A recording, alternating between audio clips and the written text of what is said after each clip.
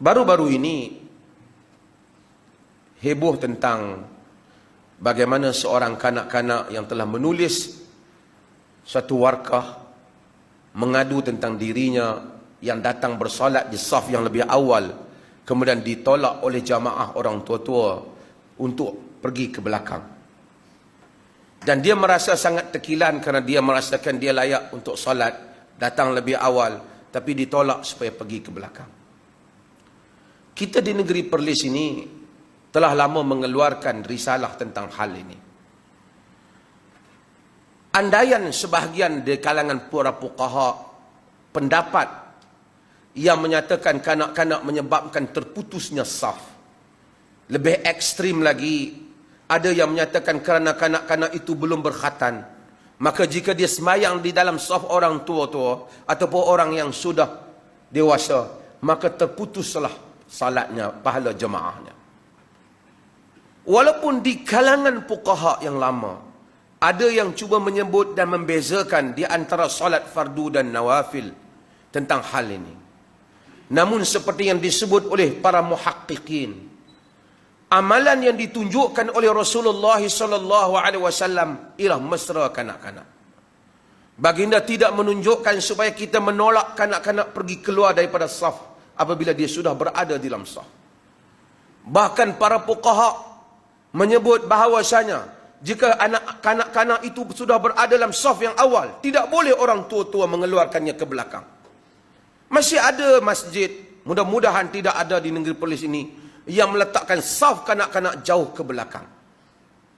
Kata para ulama, apabila mereka salat bersama dengan sesama mereka, lalu kemungkinan mereka akan bermain-main, ketawa dan seumpamanya. Bila mereka hadir salat di kalangan, di samping ayahnya ataupun ibunya, maka dia akan mempelajari salat dan tahu salat yang betul, dan dia tidak akan bermain-main. Nabi SAW itu mesra kanak-kanak. Di dalam hadis yang diriwayatkan oleh Al-Imam Al-Bukhari, kana Rasulullah SAW yusalli wa huwa hamilu Umamah binti Zainab binti Rasulillah li Abi As ibn Rabi' wa idza sajada wada'aha wa idza qama hamalaha. Nabi itu salat dalam keadaan, Nabi itu pernah salat dalam keadaan mendukung cucunya Umamah binti Abi As, iaitu anak Zainab binti Rasulillah. Apabila baginda hendak sujud, baginda meletakkannya. Apabila baginda nak bangun, baginda mengangkatnya kembali. Hadis ini disebut oleh para fuqaha bahawa ibu yang bimbang anaknya pergi merata-rata tempat ketika salat, boleh memegang anaknya ketika salat.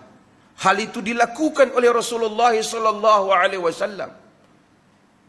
Bahkan ketika Ibnu Abbas masih kecil, di rumah Maimunah, zaujah Rasulullah, isteri Rasulullah SAW, pada apabila baginda bangun untuk salat malam, Ibnu Abbas telah memberikan air wuduk kepada Rasulullah sehingga Rasulullah berdoa kepadanya.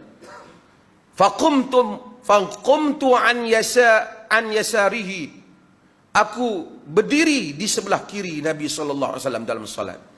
Fa akhadha bi ra'sihi wa aqami an yaminih. Rasulullah pegang kepalaku dan menjadikan aku berdiri di belah kanannya. Ketika di dalam kesunyian malam Rasulullah bersalat, maksudnya Ibnu Abbas masih lagi kanak-kanak dan Rasulullah letakkan sebelahnya.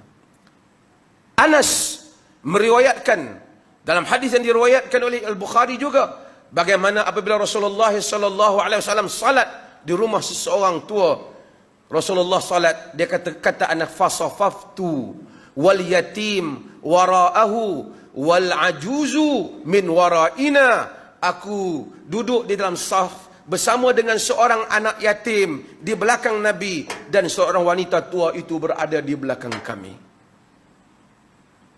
Maka dengan itu tidak dikeluarkan kanak-kanak di dalam saf apabila mereka telah datang. Apatah lagi itu merupakan akhlak yang buruk yang dibuat oleh sebahagian orang-orang dewasa. Sudahlah dia datang lewat, kanak-kanak yang datang awal disuruhnya ke belakang. menjadikan masjid tidak mesra kanak-kanak. Masih ada masjid yang meletakkan saf kanak-kanak 5-6 saf jauh ke belakang. Duka cita, saya pernah melihat ada masjid yang menulis kanak-kanak tidak boleh masuk ke ruang ini. Anas meriwayatkan bagaimana Nabi SAW salat. Kata Nabi, aku salat, kemudian aku ingin memanjangkannya. Fa'aradtu an utawwil fa asma'u buka as-sabi. Kemudian aku mendengar tangisan budak. Kemudian aku meringankan salat. Rahmatan li ummihi, kesian kepada ibunya. Hatta Nabi apabila menjadi imam dan mendengar tangisan kanak-kanak, baginda meringankan salatnya. Bimbang ibunya terganggu di dalam salat. Demikian rahmat yang sepatutnya ditunjukkan. Di dalam negara ini, sebahagian mereka begitu fanatik dengan pandangan-pandangan yang ada di dalam sebahagian di kalangan segelintir para fuqaha dalam kitab-kitab yang lama, sehingga tidak menunjukkan sifat yang mesra. Dan kanak-kanak, kata Syekh Muhammad bin Saleh ibn Utsaimin, perbuatan menolak kanak-kanak ke belakang menjadikan hati mereka merasa tidak wajar dan tidak patut diperlakukan demikian. Kemungkinan mereka tidak hadir lagi, dan kemungkinan apabila mereka salat bersama dengan kanak-kanak juga, mereka tidak dapat mempelajari salat yang betul, dan kemudian kemungkinan mereka akan bermain-main dalam salat mereka. Hal ini jangan dilakukan di dalam negeri ini mudah-mudahan. Masjid hendaklah mesra kanak-kanak. Dalam masa yang sama, ibu bapa yang membawa kanak-kanak ke masjid hendaklah mengajar mereka tentang adab-adab bersalat. Dan masjid bukanlah tempat untuk ibu bapa melepaskan tanggungjawab hantar anak-anak bising di masjid kerana malas untuk ataupun mengelakkan mereka bising di rumah. Mereka datang ke masjid untuk salat. Kadang-kala mereka bergurau senda di kalangan mereka. Itu tabiat biasa di kalangan anak-anak.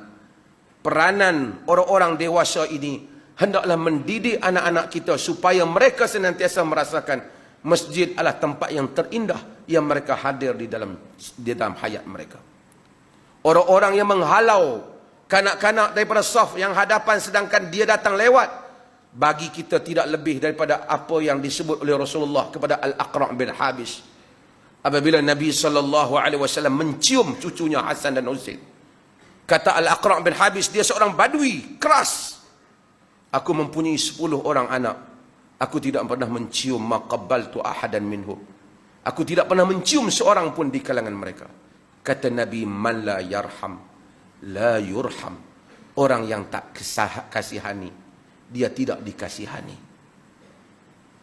Mudah-mudahan kita menunaikan sunnah Nabi SAW hal ini.